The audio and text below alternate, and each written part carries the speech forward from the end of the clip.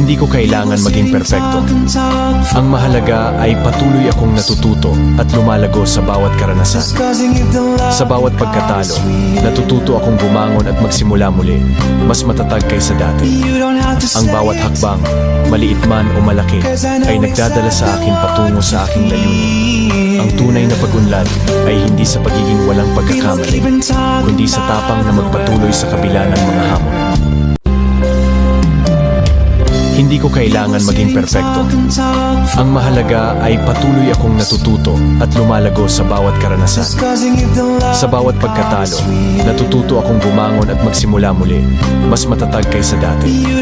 Ang bawat hakbang, maliit man o malaki, ay nagdadala sa akin patungo sa aking layunin. Ang tunay na pag-unlad ay hindi sa pagiging walang pagkakamali, kundi sa tapang na magpatuloy sa kabila ng mga hamon. Hindi ko kailangan maging perpekto. Ang mahalaga ay patuloy akong natututo at lumalago sa bawat karanasan. Sa bawat pagkatalo, natututo akong bumangon at magsimula muli, mas matatag kaysa dati. Ang bawat hakbang, maliit man o malaki, ay nagdadala sa akin patungo